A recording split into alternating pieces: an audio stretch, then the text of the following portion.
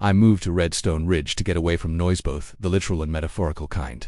After 3 decades working as a power systems engineer for the city, I craved silence, simplicity, and a place where I could tend to my garden without looking over my shoulder.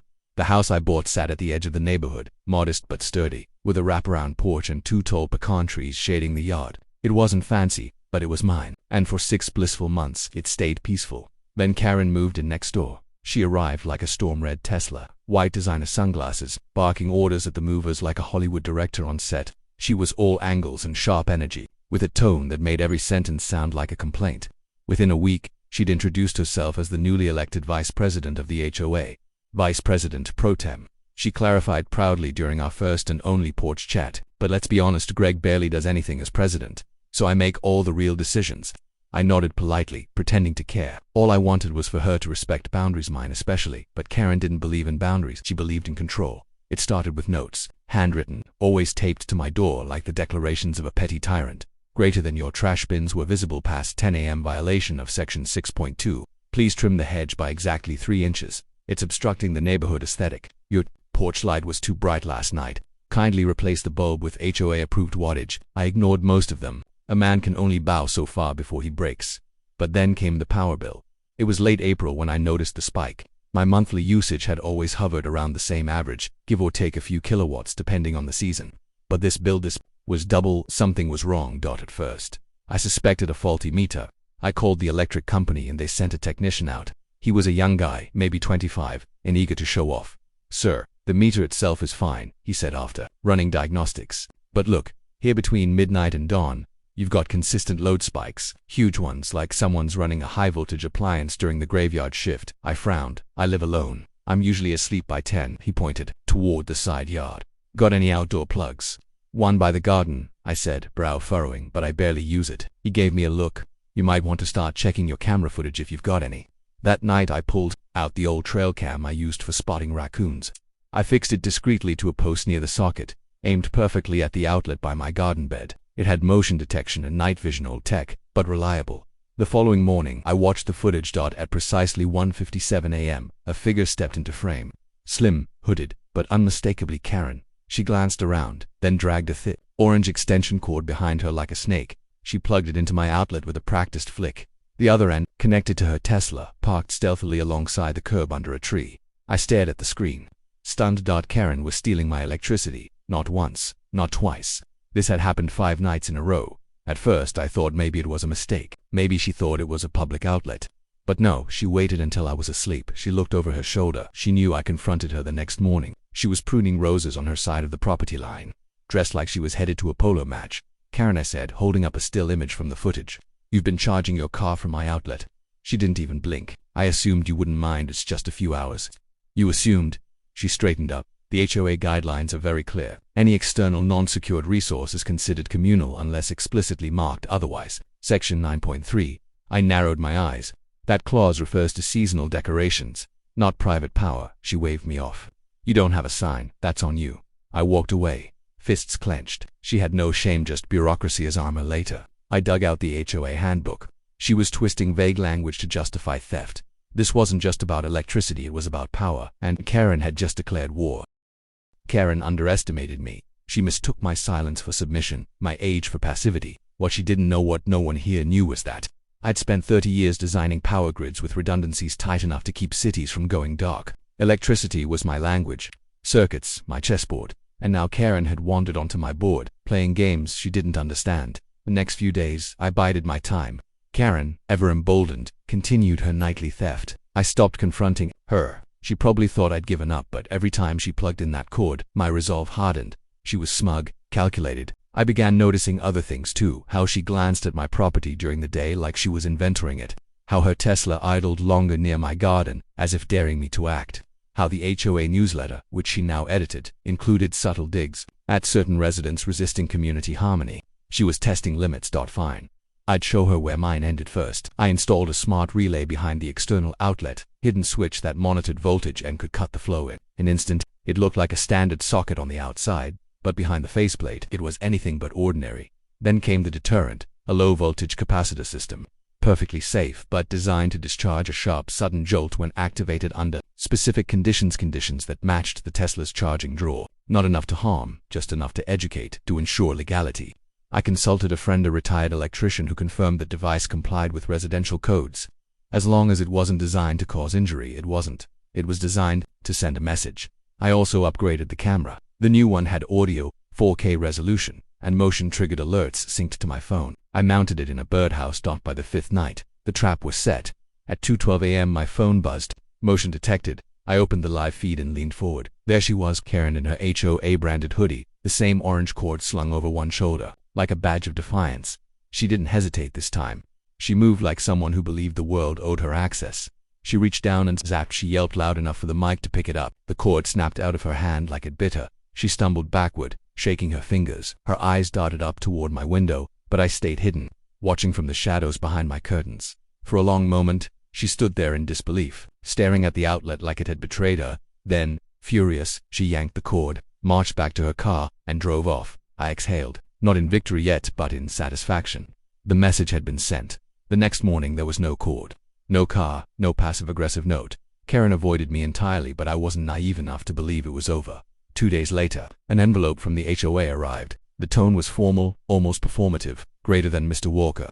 You have been reported for tampering with community infrastructure in a manner that may endanger residents. You are required to remove any modifications to your property pending investigation. It was her counterattack. She couldn't admit to stealing, so she played the victim, claimed I'd turned my home into a trap, and the HOA her allies, or at least her pawns, were now knocking at my door with veiled threats. I showed up at the emergency HOA hearing armed with footage. Karen sat across the room, face tight, jaw clenched. She didn't look at me. Greg, the HOA president, soft-spoken and perpetually overwhelmed, cleared his throat. Mr. Walker, he began, we've received a serious complaint regarding the safety of your property. Care to respond? I nodded calmly, pulled a flash drive from my pocket, and handed it to the AV guy. The screen lit up. Night vision. Karen approaching. Plugging in. Zap. Karen jumping back, startled. Gasps rippled through the small conference room. One board member let out a stifled laugh. I stood. That's what this is about. Not safety, not community welfare. Theft. I paused, let it sink in that deterrent was legal, safe, and triggered only by an unauthorized electrical load. I have the right to defend my property against illegal use. And unless the HOA has decided that theft is now policy, I expect this complaint to be withdrawn. Silence. No one wanted to defend her. Finally, Greg sighed. We LL. Review the evidence and get back to you. Karen stood abruptly and stormed out. I didn't smile. Not yet. This wasn't the end of the fight, but the Queen had flinched, and I wasn't done rewiring the board. The next morning I stepped outside and knew something was wrong. The grass, once neatly trimmed, had been torn into muddy strips.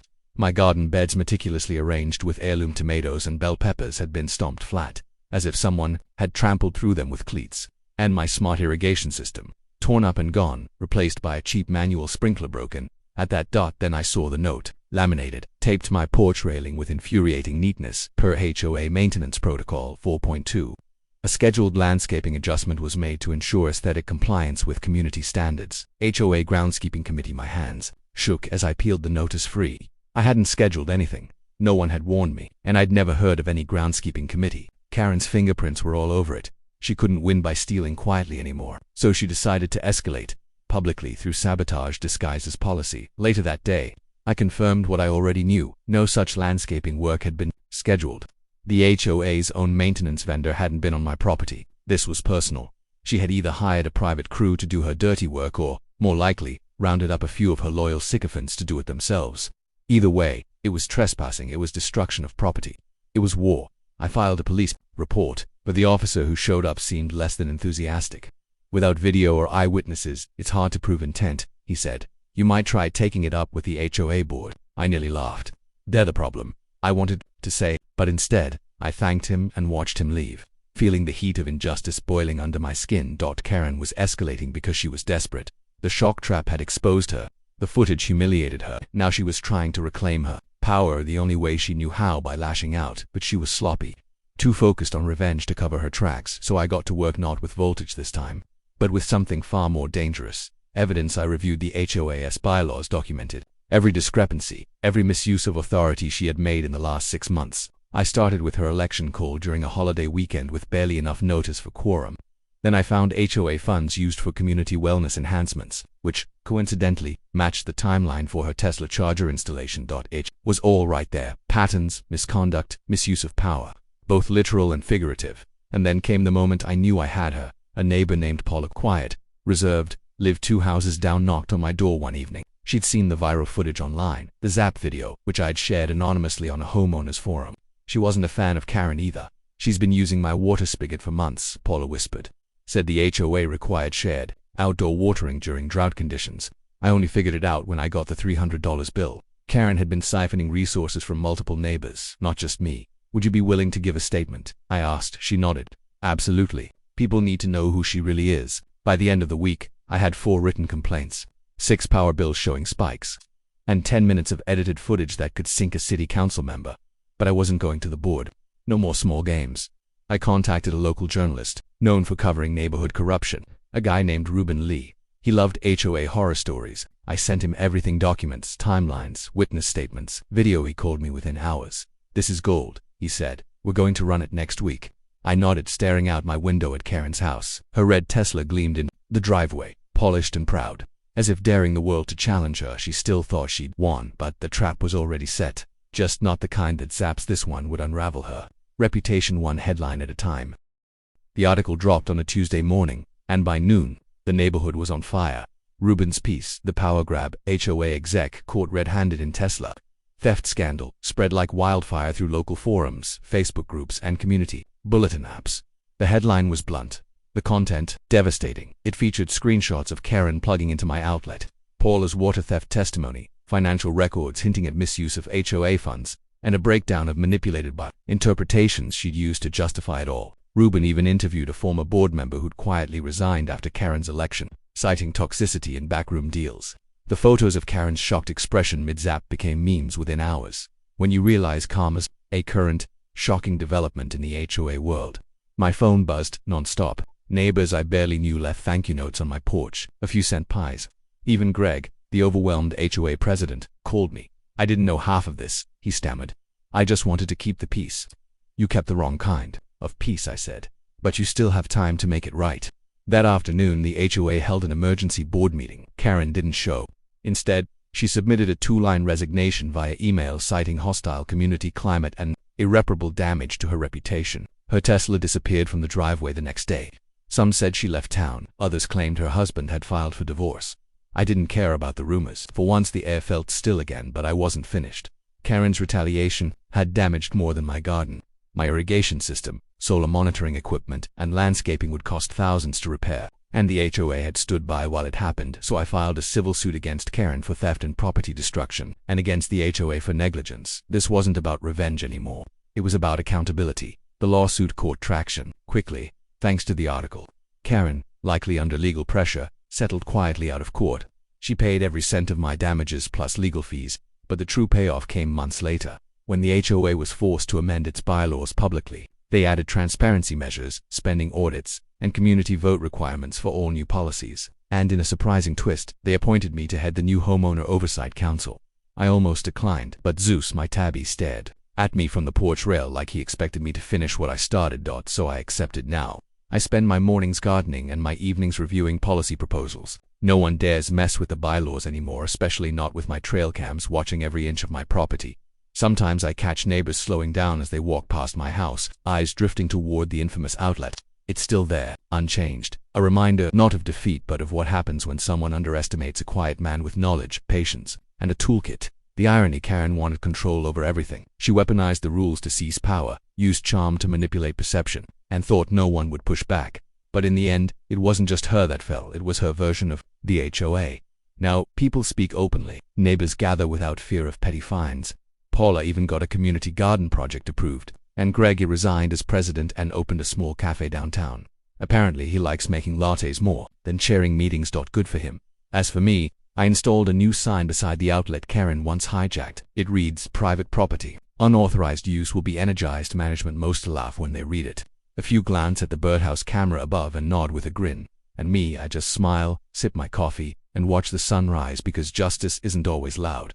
Sometimes it hums through copper wire, sparks in silence, and waits patiently for the perfect moment to strike.